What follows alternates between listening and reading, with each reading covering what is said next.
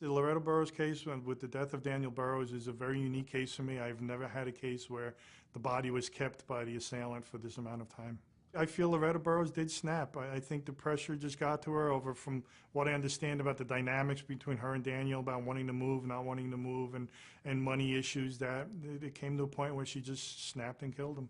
This case was one that people were just transfixed, that you have this body in containers, you have this very grandmotherly, sweet-looking woman who takes care of elderly patients, who was carrying around this huge secret for several years.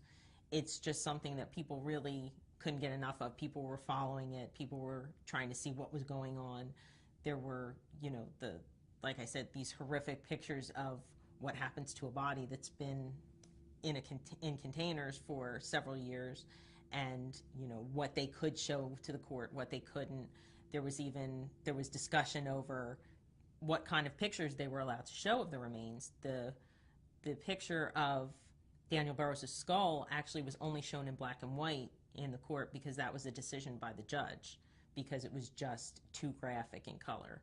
There were just things like that that you don't think about, that aren't even an issue in other murder trials, obviously, was very, you know, and I think everybody just wondered why you would bring the body with you, why you wouldn't have, after all these years, gotten rid of it, done something.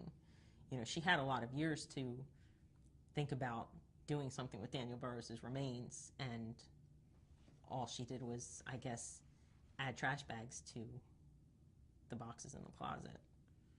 How can anybody live with somebody's remains in their home? I just think really that's so bizarre. That's, I think, the strangest part of this story, right? I mean, people unfortunately kill their spouses. That's nothing new. But to cut them up and then travel with them and keep them in their home, it's so scary. I don't think she thought it through of how to get rid of the body. Although she did give herself plenty of time, at least initially, to get rid of it to the point that they couldn't find anything at the Mays Landing property. I'm very surprised that it was not searched within an expedient amount of time. And I'm very surprised that the neighbors, who are very adamant, they were friends with him, I'm surprised that they didn't see anything and report it. There's a lot of things going on here, and in this case, between moving a body all the way to Ventnor. We don't know when it happened, but we know that somebody would have saw something at some point. She clearly snapped. The question is, we don't know why.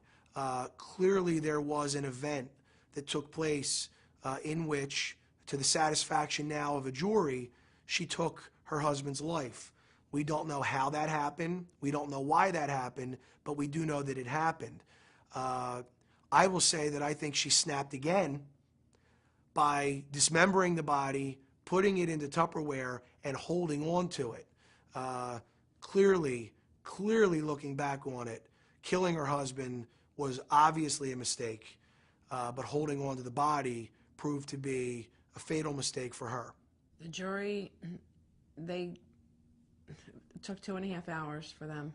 It was quick, real quick. At 12 o'clock, they went to lunch. By 2:30, they found her guilty.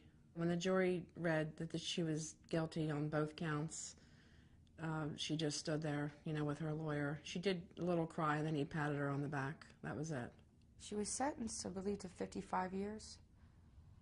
At her age, she'll die there, which is fine with me.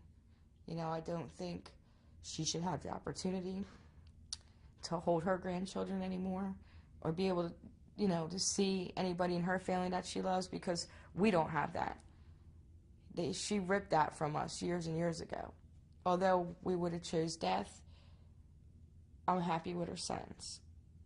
I just want her to stay behind bars, and I didn't attend a trial, but I will go to every parole hearing to make sure that she stays right where she is. It was a slaughterhouse. It's a complete bloodbath. Was the troubled teen to blame? An unstable foster child snapped.